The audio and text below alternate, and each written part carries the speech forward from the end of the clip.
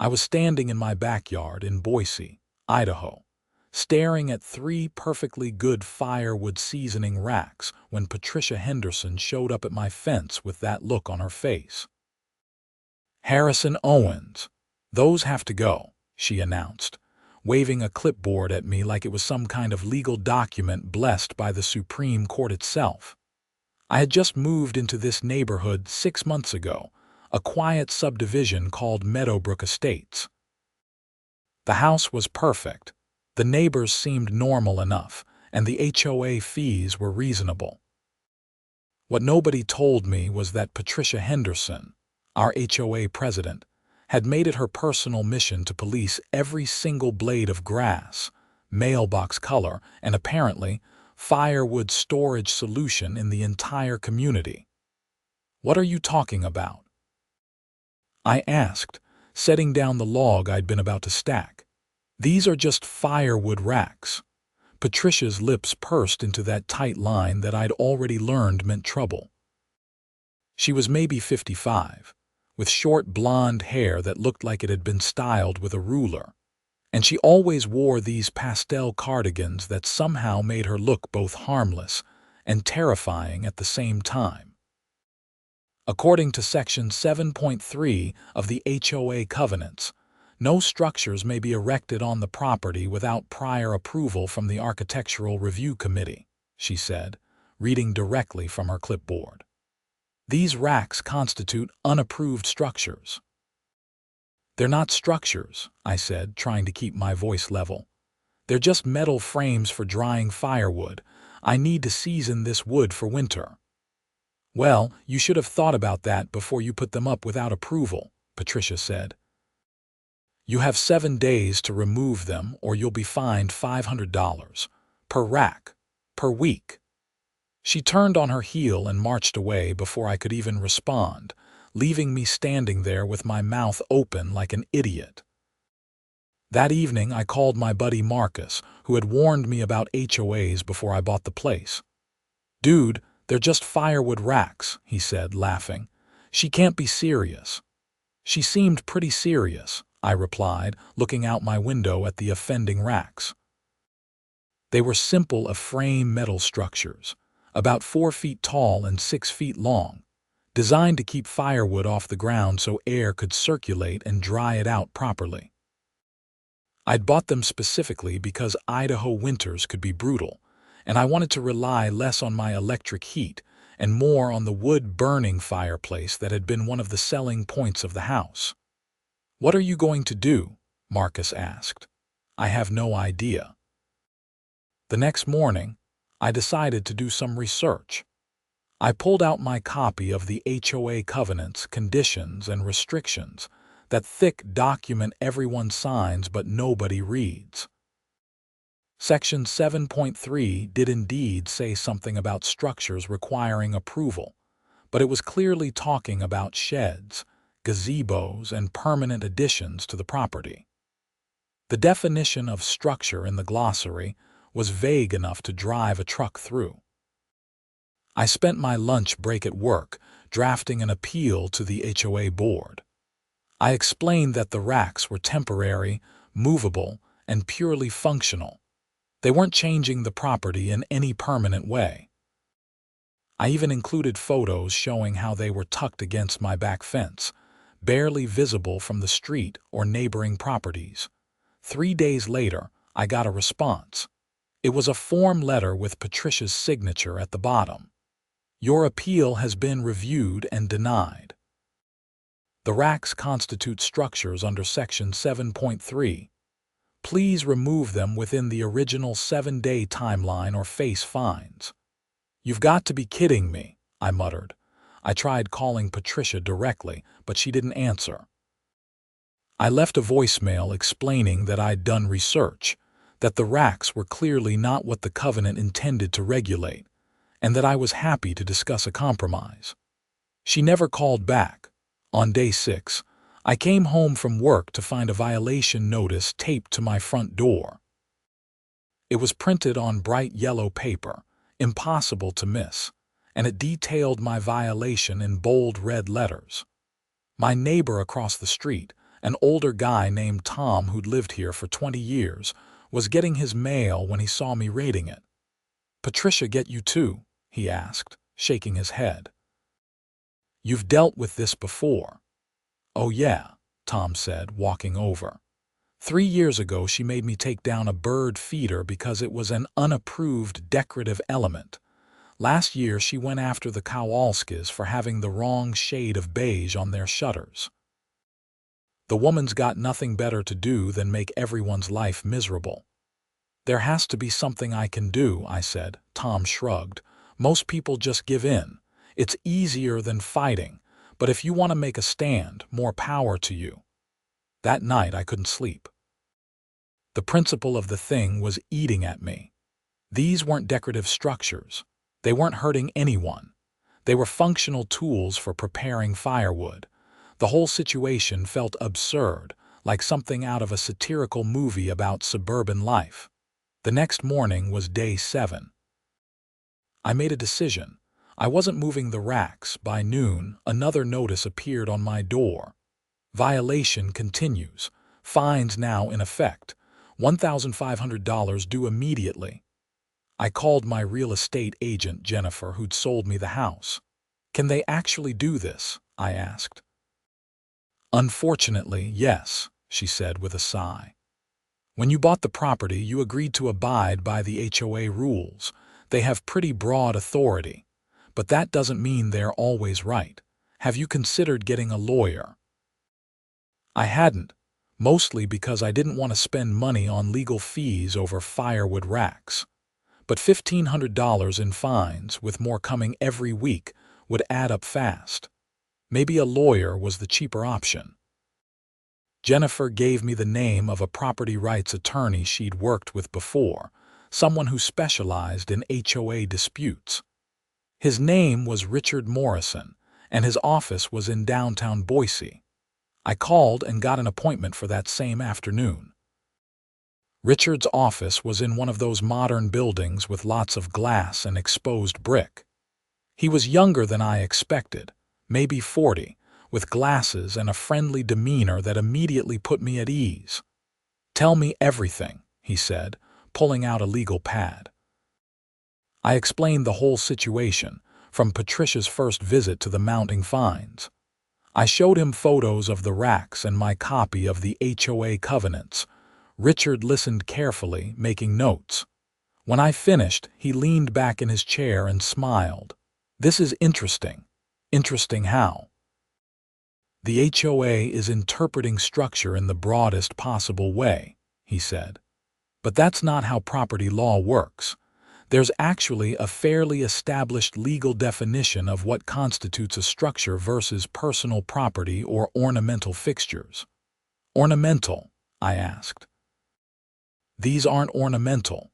They're completely functional." "That's where this gets fun," Richard said, tapping his pen against the pad. "If the HOA is claiming these are structures under their covenant, they're essentially arguing that your racks are permanent improvements to the property. But if they're permanent improvements, they'd have to be assessed as part of your property value for tax purposes. And if they're truly structures, they'd need building permits from the city." I blinked. "I didn't get a building permit." "Exactly. Because they're not structures that require permits. They're movable personal property. But here's the twist.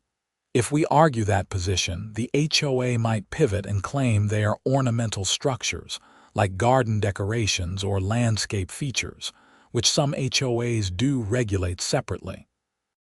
"But they're not ornamental either," I protested. "They're just practical." "I know," Richard said, "and that's our strongest argument, but we need to be prepared for the HOA to make creative legal arguments. These disputes can get messy." He quoted me his fees. It wasn't cheap, but it was less than I'd pay in fines over the next few months if Patricia had her way. "Let's do it," I said. Richard drafted a formal legal response to the HOA within 2 days. It was a beautiful piece of work, citing Idaho property law, precedents from HOA disputes in other states, and specific language from Meadowbrook Estate's own covenants. The core argument was simple. Firewood seasoning racks were not structures under any reasonable interpretation of the term. They were movable personal property, no different from lawn furniture or a portable grill.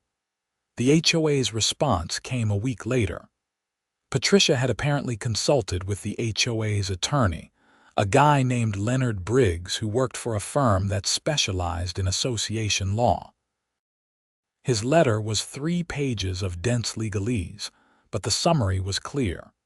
The HOA was now claiming the racks were ornamental structures that altered the visual character of the property, and therefore required approval under Section 7.3.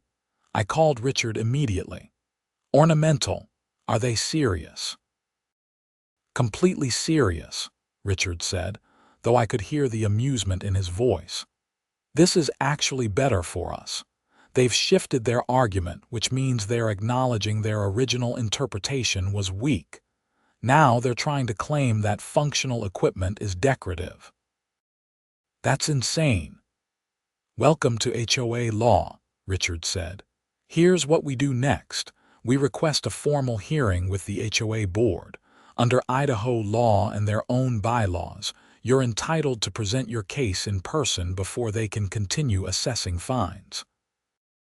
The hearing was scheduled for 3 weeks later, on a Tuesday evening at the community center. I spent those weeks gathering evidence.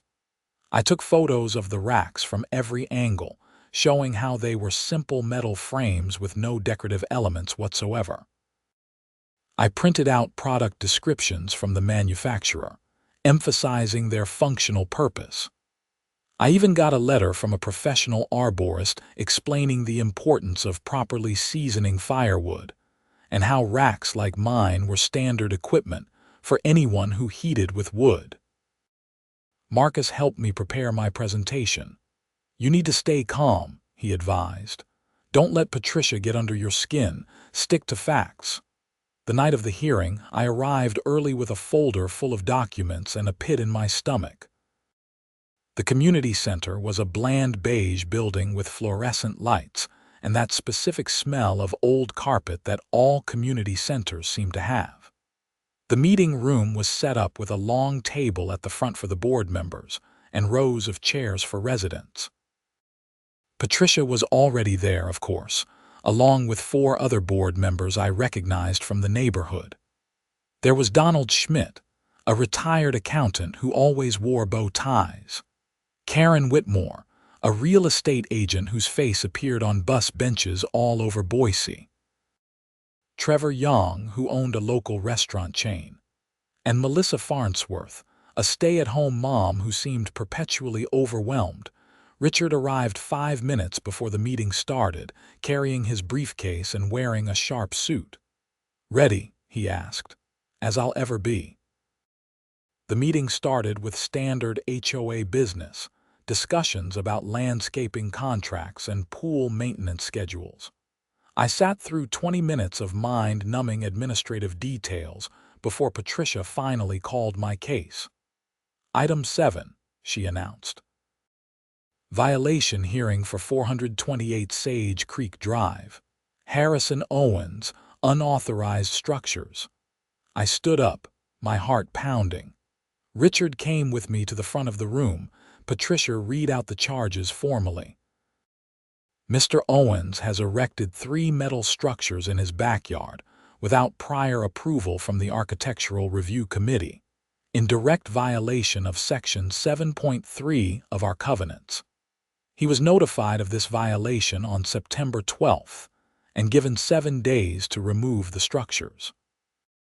He has refused to comply. Fines totaling $4,500 are currently outstanding."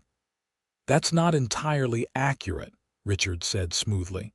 "Mr. Owens hasn't refused to comply. He's disputed the characterization of his property as structures and requested a hearing, which is his right under both your bylaws and Idaho law."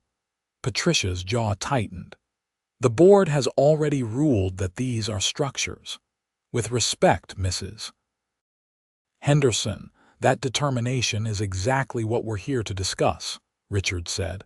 May we present our case? Donald Schmidt, apparently the vice president, nodded. Please proceed. I spent the next 10 minutes walking through my evidence.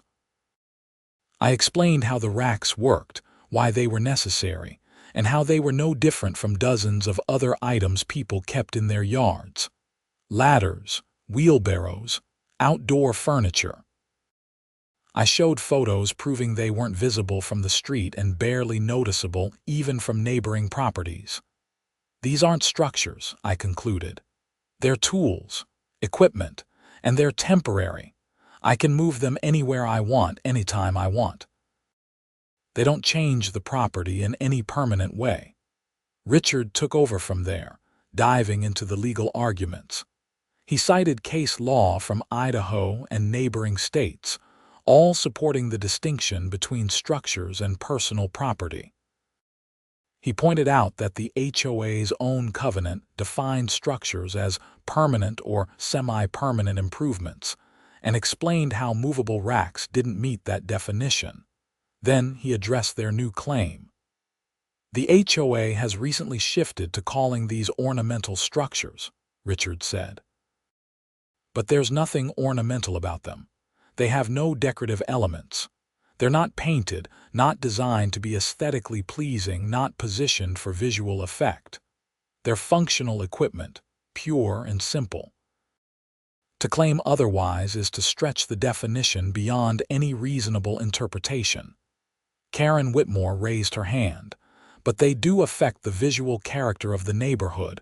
We have standards here. You regulate wheelbarrows, Richard asked. Garden hoses. Lawn mowers that people store on the side of their houses. That's different, Patricia interjected. How? Richard challenged. Explain to me the legal distinction between a wheelbarrow leaning against a fence and a firewood rack serving its intended purpose. The board members looked at each other uncomfortably.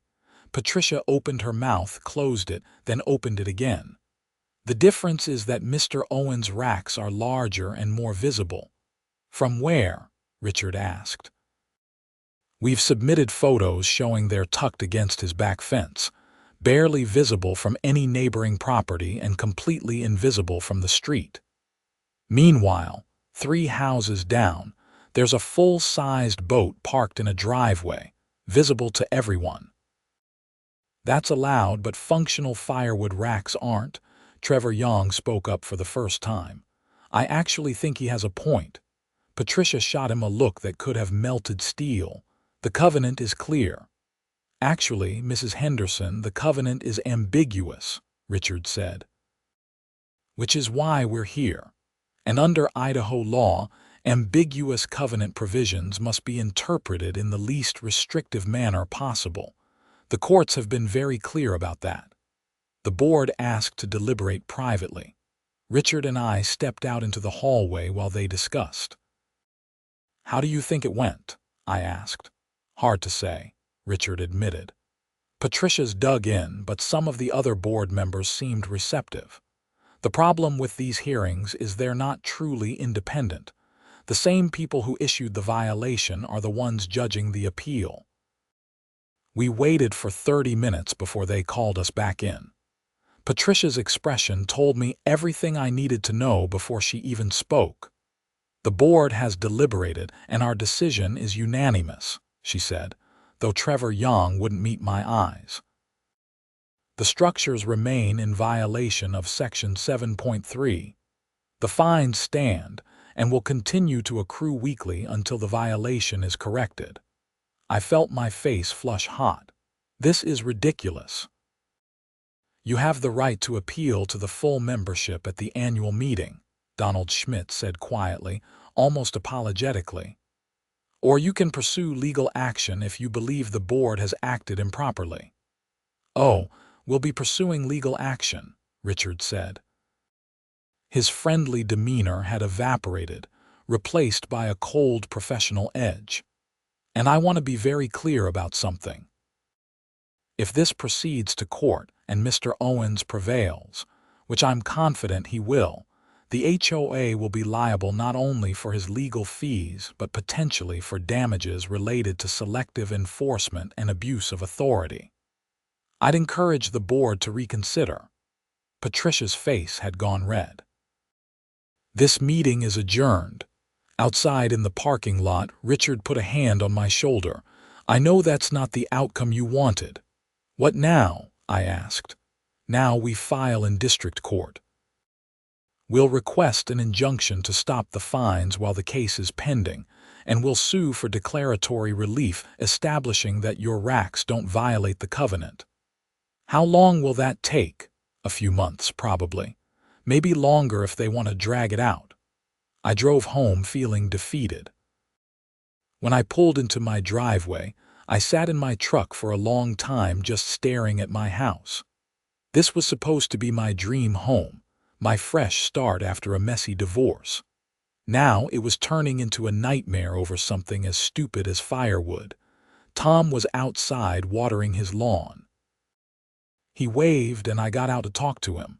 How'd it go? He asked, about as well as expected. Sorry, man. Patricia's been on a tear lately. She's up for re-election next year, and I think she's trying to prove how tough she is on enforcement. That was an angle I hadn't considered.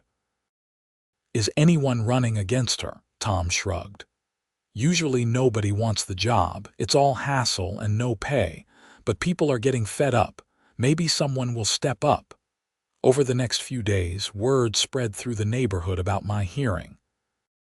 I started getting visits from other residents who'd had their own run-ins with Patricia. The stories were infuriating. She'd fined one family for having the wrong shade of white on their garage door. Another got cited because their maple tree shed too many leaves into the common area. Someone else had been threatened with legal action for parking their hybrid car on the street overnight instead of in their garage. She's created this environment where everyone's terrified of doing anything without permission, said Jennifer Martinez, who lived 2 streets over. I can't even plant flowers in my own yard without wondering if she'll show up with her clipboard. An idea started forming in my mind. How many people feel this way? A lot, Jennifer said, but nobody wants to be the one to challenge her. She's vindictive. I'm already challenging her, I pointed out. What if we organized? What if we ran someone against her in the election? Jennifer's eyes widened. That could actually work, but you'd need someone willing to campaign and someone with enough community support. Are you interested? She laughed. Me? No way. I don't have time for that, but I know some people who might. Meanwhile, Richard filed our lawsuit in Ada County District Court. The complaint was a straightforward request for declaratory judgment, asking the court to rule that my firewood racks didn't violate the HOA covenant. We also requested an emergency injunction to stop the fines while the case was pending. The HOA fought the injunction hard. Leonard Briggs, their attorney, argued that allowing me to keep the racks without consequence would undermine the HOA's authority to enforce its rules. The judge, a no-nonsense woman named Sarah Hendricks, seemed unimpressed with both sides at the preliminary hearing. This is about firewood racks, she asked, looking over her reading glasses at both attorneys. Yes, Your Honor, Richard confirmed. Metal racks for drying wood, correct. Judge Hendricks sighed. I'm going to grant a temporary injunction halting the fines, but only because the amounts being assessed seem disproportionate to the alleged harm.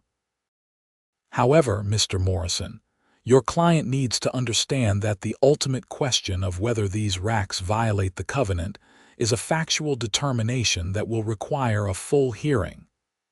We understand, Your Honor. And Mr. Briggs, your client needs to understand that HOA authority isn't unlimited. If this covenant is as ambiguous as it appears, the law favors the homeowner, not the association. The injunction was a temporary victory, but it meant the fines stopped piling up. I could breathe a little easier, at least financially. But Patricia wasn't done with me. 2 weeks later, I came home to find a new violation notice on my door. This one cited me for excessive firewood storage, creating an unsightly condition. Apparently, the wood itself was now a problem, not just the racks holding it. I called Richard immediately. Can she do this?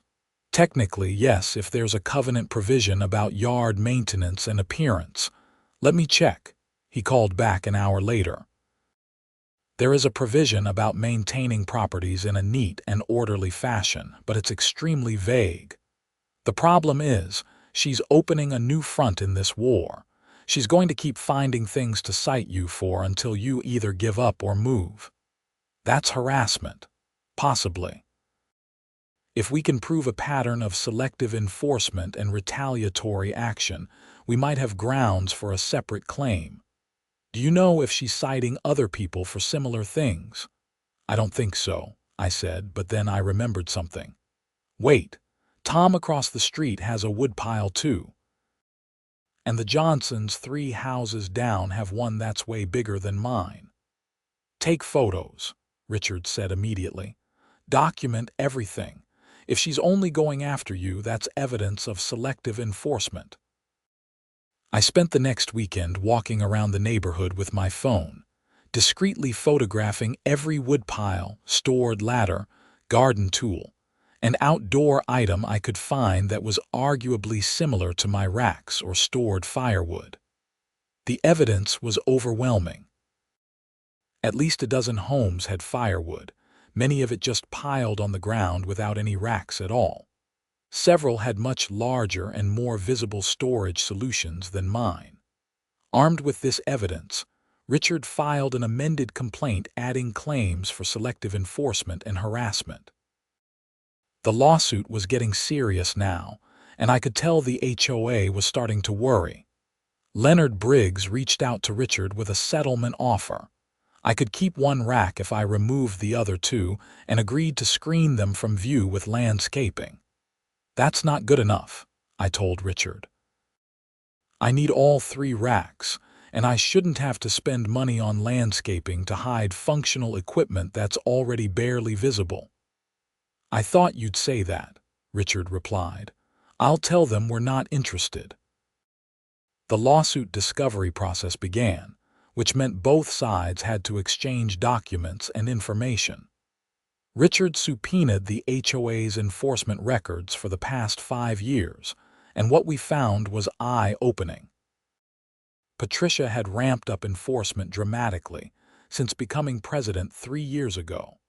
Violation notices had increased by over 300%, but the enforcement was wildly inconsistent.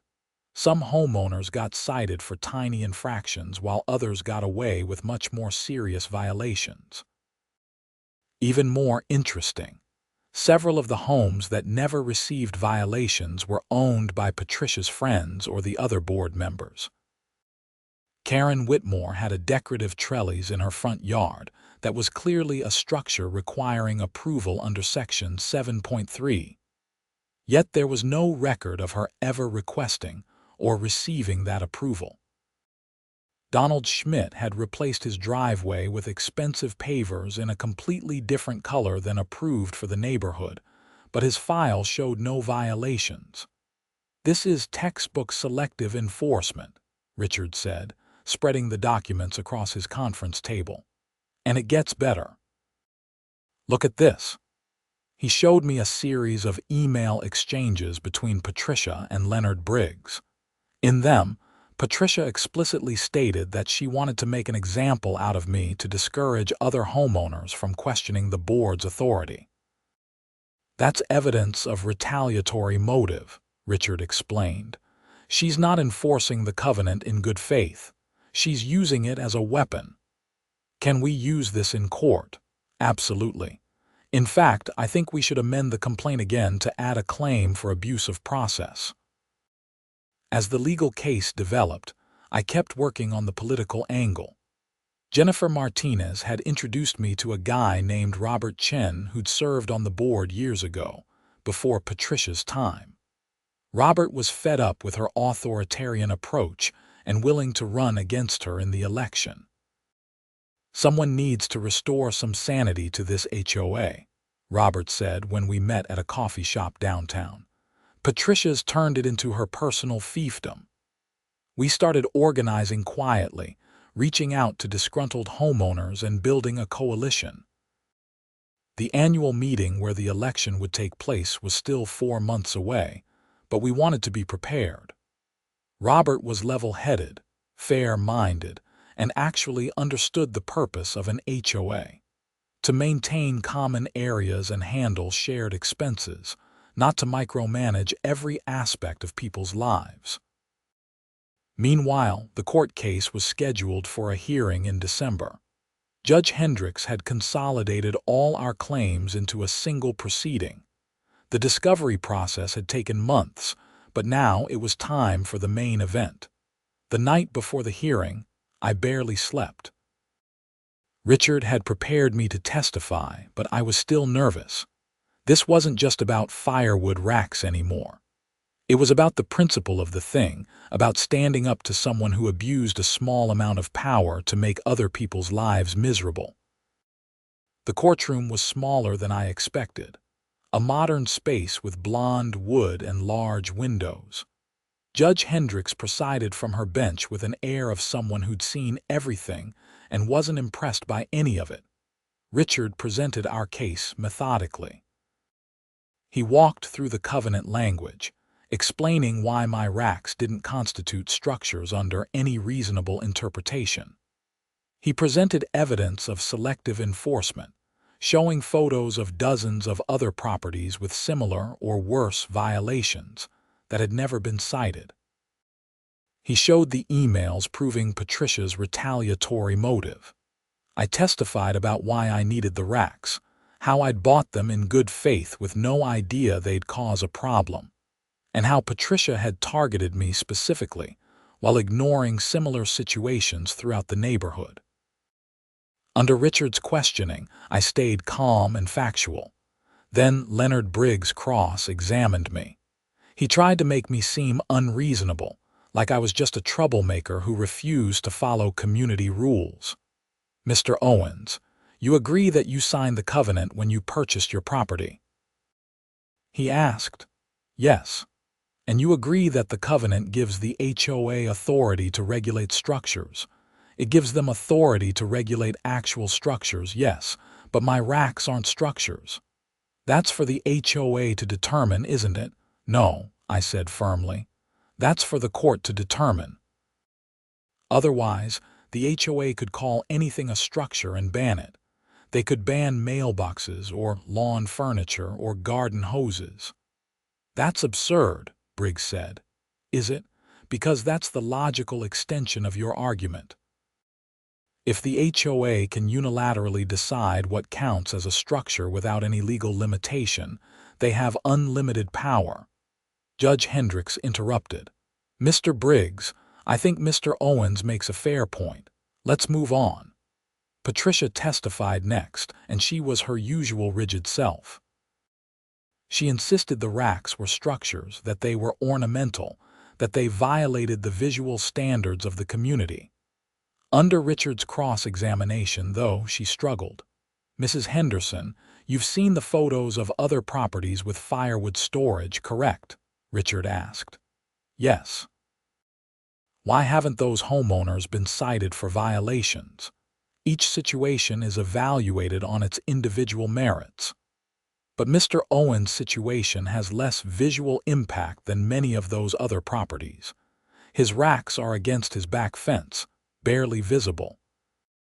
The Johnsons' woodpile is right next to their driveway, visible from the street. Why weren't they cited?" Patricia hesitated. "I would need to review that specific property." "You've had months to review it during discovery." "The question is simple. Why are you enforcing this rule against Mr. Owens but not against others?" "I don't appreciate your tone," Patricia snapped. Judge Hendricks leaned forward. "Mrs. Henderson, please answer the question." "We enforce the rules as we see violations," Patricia said stiffly. Richard pulled out the emails. These communications show you specifically wanted to make an example of Mr. Owens. That's not neutral enforcement, is it? Patricia's face flushed red. That's taken out of context. Really? Let me read the full email. We need to come down hard on Owens. If we let him get away with this, everyone will think they can ignore the rules. What's the context that makes that appropriate? Patricia didn't have a good answer. She sputtered something about maintaining authority, but it sounded weak even to my ears. The hearing lasted all day. By the time both sides had presented their evidence and made their closing arguments, it was nearly 5 in the evening. Judge Hendricks said she'd take the matter under advisement and issue a written ruling within 30 days. Walking out of the courthouse, I felt drained but cautiously optimistic. "How do you think it went?" I asked Richard. "I think we made a strong case," he said. "The selective enforcement evidence is damning and Patricia didn't help herself on the stand, but you never know with judges. We'll have to wait and see." Those 30 days were torture. I went to work, came home, looked at my firewood racks still standing in the backyard under the protection of the injunction, and waited. The neighborhood buzz about the case had grown. People knew about the lawsuit, about the evidence of selective enforcement, about Patricia's testimony. Robert Chen's campaign for HOA president was gaining momentum on the back of it. "People are tired of the bullying," Robert told me at a neighborhood barbecue. "Your case has opened a lot of eyes." Finally, 3 weeks after the hearing, Richard called me at work. "We won." "What?" "The judge ruled in our favor on every claim. She found that firewood racks are not structures under the covenant, that the HOA engaged in selective enforcement, and that Patricia acted with retaliatory motive. She's ordering the HOA to rescind all violations and fines, and she's awarded us attorney's fees." I almost dropped my phone. "Seriously, completely seriously. It's a comprehensive victory. I'm emailing you the ruling now." I pulled up the email on my computer and read through Judge Hendricks' decision. Her language was clear and occasionally scathing. She wrote that the HOA's interpretation of structure was overbroad to the point of absurdity, and that the evidence of selective enforcement strongly suggests the HOA board has lost sight of its duty to serve all homeowners fairly and equally. She noted that Patricia's emails demonstrated an improper retaliatory motive, and that the HOA's actions toward me had been unreasonable and potentially harassing.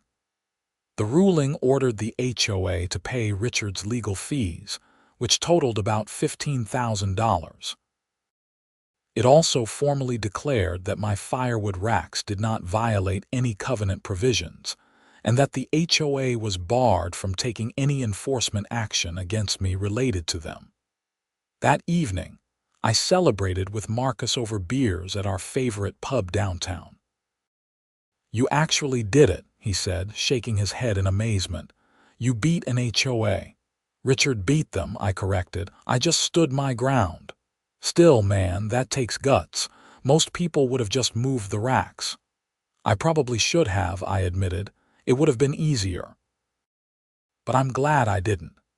The HOA had 30 days to appeal the ruling, but Leonard Briggs apparently advised them not to. An appeal would just mean more legal fees with little chance of success. The decision stood. 2 weeks later, the annual HOA meeting took place. The community center was packed, more residents than I'd ever seen at one of these things. Everyone knew what was happening. This wasn't just another boring administrative meeting. This was a referendum on Patricia's presidency. Robert Chen had run a simple campaign with a simple message. The HOA should serve homeowners, not rule over them. He'd promised to focus on actual community needs like maintaining the pool and common areas, not on policing every minor aspect of people's properties. He'd also promised transparent, consistent enforcement of only the most essential rules. Patricia tried to defend her record, talking about property values and community standards. But the judge's ruling hung over everything. People had read it. They'd seen the evidence of selective enforcement and retaliatory action. They knew she'd abused her authority. When the vote was counted, Robert won by a landslide. Patricia received only 23 votes out of nearly 200 cast.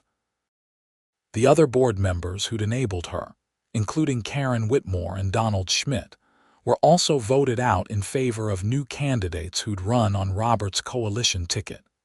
Patricia left the meeting without speaking to anyone, her face tight with barely contained rage. I almost felt sorry for her. Almost. The new board's first action was to review and revise the covenant enforcement procedures. They created clear definitions of what constituted a structure, what required approval, and what was simply personal property.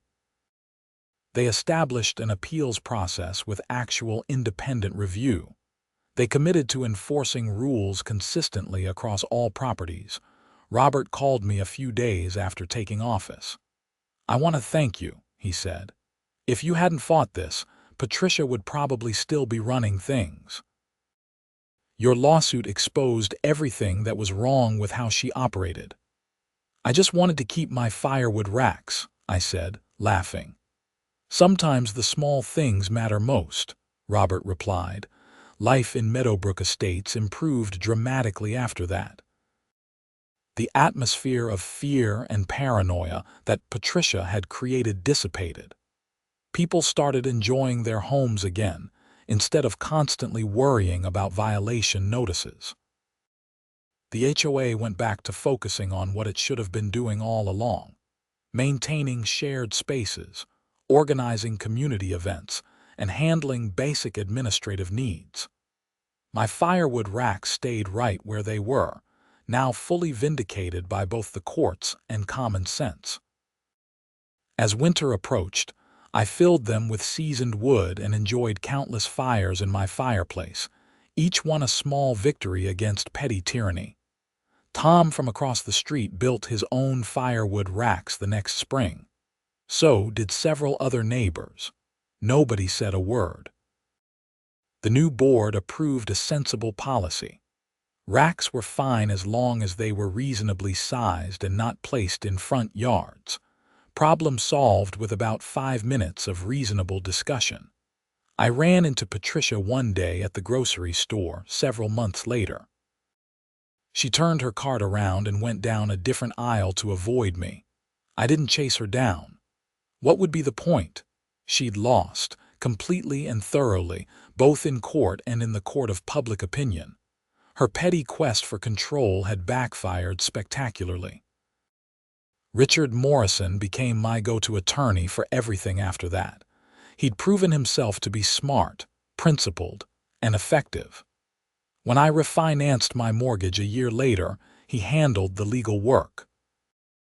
When I needed advice about a boundary dispute with a neighbor several years down the road, he was the first person I called. More importantly, Richard started specializing in HOA cases after our victory. He'd seen how abusive these organizations could become, and decided to make it his mission to fight back against overreach. He won several more high-profile cases against HOAs in Idaho and surrounding states, usually settling them before trial once the HOAs realized they were up against someone who knew the law and wasn't afraid to use it. As for me, I stayed in my house in Meadowbrook Estates. It really did become the dream home I'd hoped for, once the nightmare of Patricia's HOA presidency ended. I met a woman named Michelle Hayes at a neighborhood barbecue the following summer. She was funny, smart, and completely baffled by my firewood rack saga when I told her the story. "You went to court over firewood racks?" she asked, laughing. "I went to court over principle," I corrected. "The racks were just the excuse. We started dating, and eventually she moved in. She loved the fireplace as much as I did, and we spent many winter evenings in front of it, the wood from those vindicated racks crackling and popping as we talked about our days. The whole experience taught me something important about standing up for yourself, even when it seems easier to just give in. Patricia had counted on me backing down because most people do when faced with authority, even petty authority. She'd gotten away with her controlling behavior for years because nobody challenged her. But when someone finally did challenge her, when the light of scrutiny was shone on her actions, they couldn't withstand examination. The selective enforcement, the retaliatory motives, the abuse of power, it all fell apart under legal review. I thought about all those other homeowners who'd suffered under her reign, the people who'd been fined for having the wrong shade of paint or planting flowers without permission. They'd paid those fines and changed their properties because they didn't know they could fight back. They didn't know the law was actually on their side. That's the insidious thing about HOAs when they're run by people like Patricia. They create an environment where homeowners feel powerless, where people assume the association has unlimited authority just because that's what they're told. The covenants are written in dense legal language that most people don't understand, and the board uses that confusion to expand their power far beyond what was intended. But at the end of the day, HOAs are still bound by law.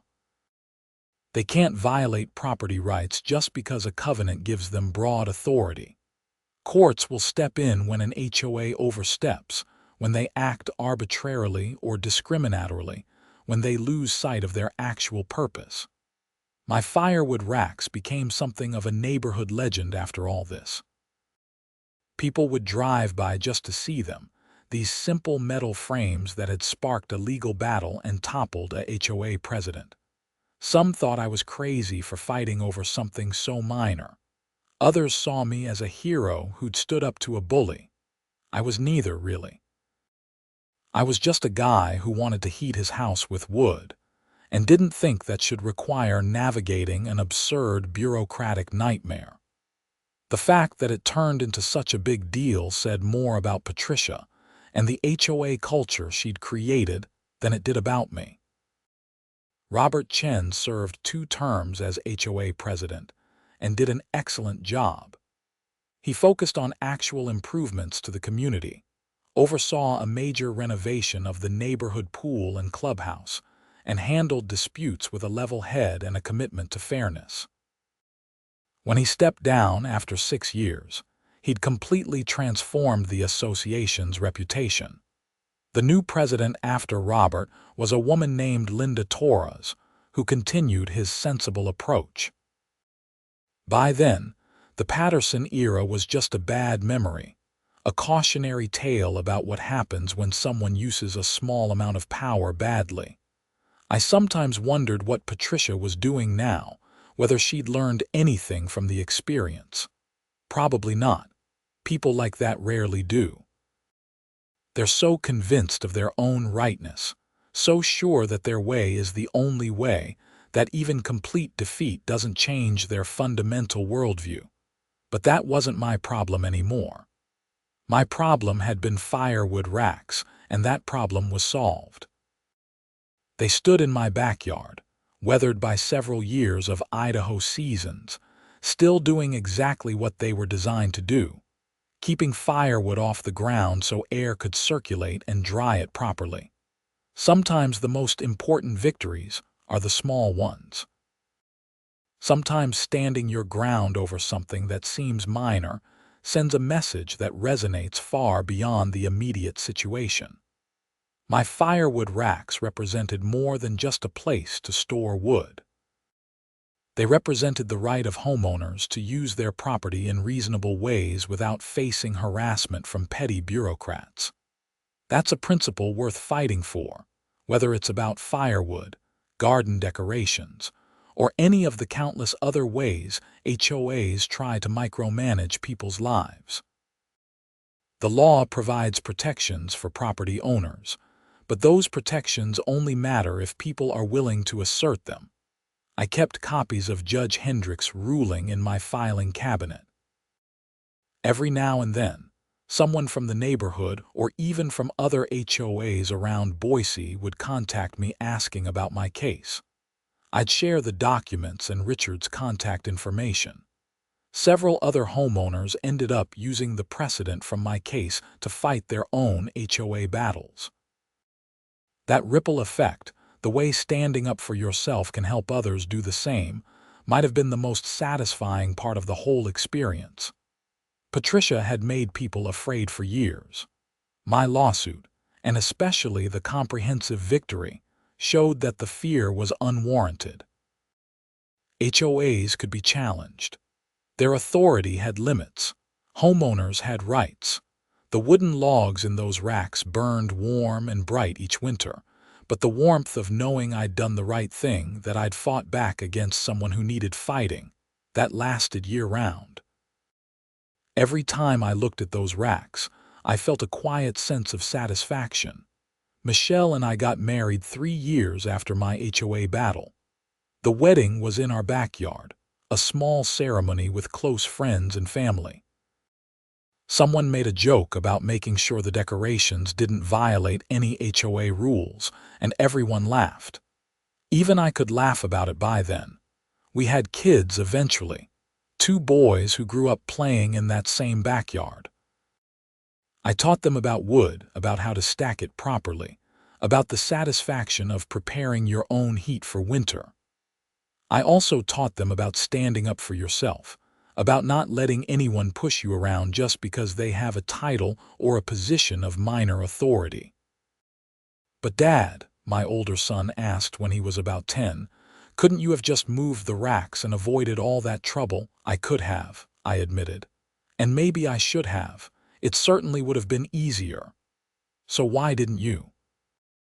"Because sometimes the easy thing and the right thing aren't the same thing, and sometimes you have to stand up for the right thing even when it's hard." He thought about that for a moment. "Did you know you'd win?" "No, I hoped I would, but there was no guarantee." That's the thing about standing up for yourself. You can't always know how it'll turn out, but you know how it'll turn out if you don't try. You'll definitely lose. That conversation stuck with me long after we had it. It crystallized something I'd been thinking about for years.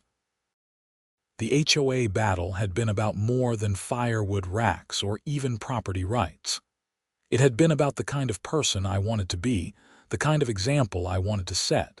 If I'd given in to Patricia, what would that have taught me about myself? That I was willing to compromise my principles for convenience. That I'd accept injustice as long as fighting it was uncomfortable. Those weren't lessons I wanted to learn. Instead, I learned that standing up for yourself is hard but worthwhile. That the law, properly understood and applied, protects regular people from abuses of power. That sometimes one person refusing to back down can change an entire system. The firewood racks are still there as I write this, more than a decade after Patricia Henderson first showed up at my fence with her clipboard. They're a little rustier now, weathered by countless storms and seasons. I've had to replace some of the metal supports over the years. But they're still standing, still serving their purpose. Still a quiet monument to the principle that your home should be yours to use as you see fit within reasonable bounds. The HOA never bothered me again, not once. Under Robert's leadership, and then Linda's, the association became what it should have been all along. A helpful organization that maintained shared spaces and facilitated community connection without becoming an oppressive force. Property values in Meadowbrook Estates actually went up after Patricia left, contrary to her dire predictions about what would happen if people were allowed to do whatever they wanted. Turns out that people take good care of their properties when they're treated like responsible adults rather than children who need constant supervision. Patricia herself moved away a few years after losing the election. I heard through the neighborhood gossip mill that she joined another HOA board in a different development across town. I felt sorry for those homeowners, but there wasn't much I could do about it. You can't save everyone from their own bad decisions, including the decision to elect someone like Patricia to a position of power. What I could do, and what I did do, was make my story available to anyone who wanted to hear it. Richard Morrison posted about the case on his law firm's website.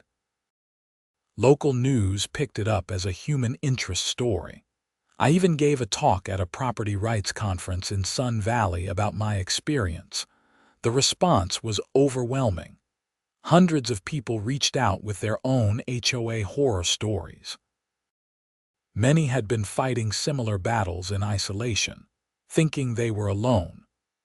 The solidarity that came from sharing these experiences, from realizing that HOA overreach was a widespread problem and not just individual bad luck, was powerful.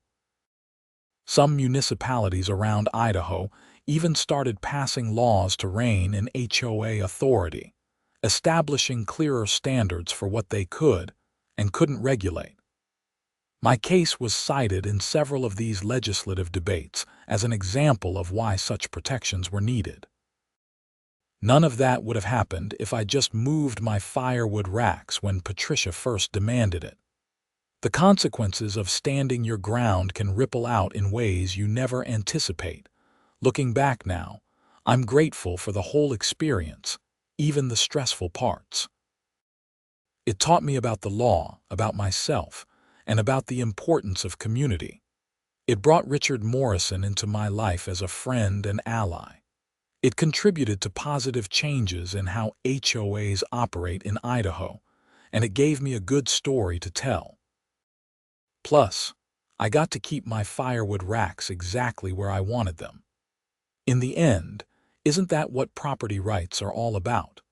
The freedom to make reasonable use of your own land without someone else deciding they know better how you should live. Patricia Henderson thought she knew better. She thought her vision of a perfect, controlled neighborhood was more important than individual homeowners' freedom to make their own choices. The court disagreed, and so did the community when they voted her out. That's the way it should work. When power is abused, there should be accountability.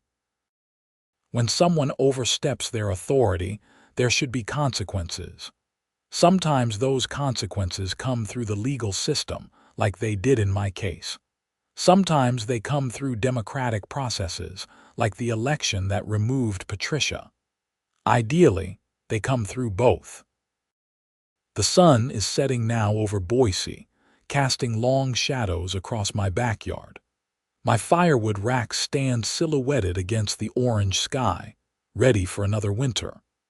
The wood I stacked last spring has seasoned perfectly, dried by months of Idaho sun and air. Tonight I'll light a fire and enjoy its warmth, secure in the knowledge that I earned this small comfort through persistence and principle. Those racks represent something more than firewood storage to me. They represent the idea that in America, your home really can be your castle, even when you live in an HOA. They represent the reality that abuse of power can be challenged and defeated. They represent the simple but profound truth that sometimes standing up for what's right, even over something small, can make all the difference. And every time I look at them, I smile.